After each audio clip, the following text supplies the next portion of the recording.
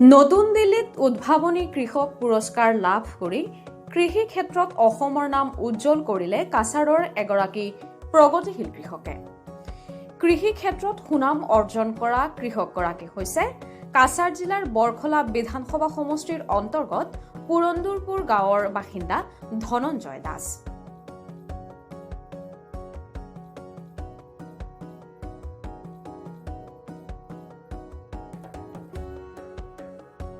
তেওঁ ভাৰতীয় কৃষি গৱেষণা পৰিষদ ICAR-ৰ অধীনস্থ ভাৰতীয় কৃষি গৱেষণা সংস্থানৰ দ্বাৰা আয়োজিত পুছা কৃষি বিজ্ঞান মেলা ইনোভেটিভ ফাৰ্মাৰ এৱাৰ্ড বা উদ্ভাৱনী কৃষক পুৰস্কাৰ লাভ কৰে। এই মেলা 3 দিন নতুন দিল্লীত অনুষ্ঠিত হয়। ধনঞ্জয় দাসে মাছিমপুৰৰ কৃষি বিজ্ঞান কেন্দ্ৰৰ নিৰ্দেশনা আৰু সহায়ত কাছাৰ জিলাৰ এনেখন খেতি পথাৰত শস্য উৎপাদন কৰি আহিছে য'ত আগতে কোনো খেতি সম্ভৱ নাছিল। তেওঁ উদ্ভাৱনীমূলক পদ্ধতি আৰু পৰীক্ষা নিৰীক্ষাৰ ফলত বিভিন্ন শস্য উৎপাদন কৰি আছে আৰু জিলাখনৰ কৃষি ক্ষেত্ৰৰ সুনাম বৃদ্ধি কৰিছে।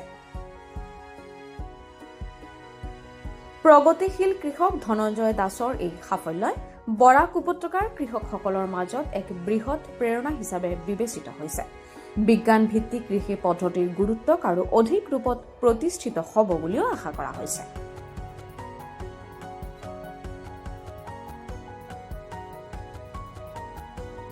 নাম ধনঞ্জয় দাস, গ্রাম পুরন্দরপুর, জেলা কাছাড়, আসাম।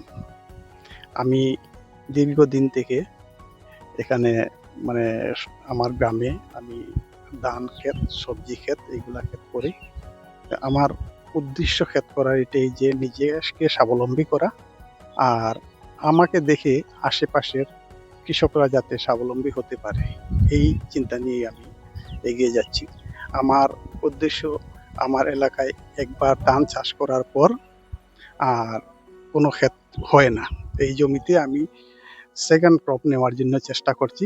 অনেকবার বিফলও হয়েছি, অনেকবার সফলও হয়েছি, কিন্তু আস্তে আস্তে দেখা যাচ্ছে যে আমি সফল হব, কারণ আমি কৃষি বিজ্ঞান কেন্দ্র এবং কৃষি বিভাগ থেকে অনেক সুযোগ সুবিধা পাচ্ছি। আর এই সুযোগ সুবিধাগুলো নিয়েই আমি চাই যে আমার এলাকায় আমি একটু উন্নত কৃষি পদ্ধতিটা চালিয়ে যাব। কৃষি বিজ্ঞান কেন্দ্র থেকে আমাকে অনেক সময় বৈজ্ঞানিক ক্ষেত সম্বন্ধে ট্রেনিং দেওয়া হয় বা আমরা অ্যাপার্টের মাধ্যমে অনেক জায়গায়, ভারতবর্ষের অনেক জায়গায় গিয়ে এই কৃষির ট্রেনিং নিয়েছি। শিলচৰ পৰা আখিদাস, লোকেল 18।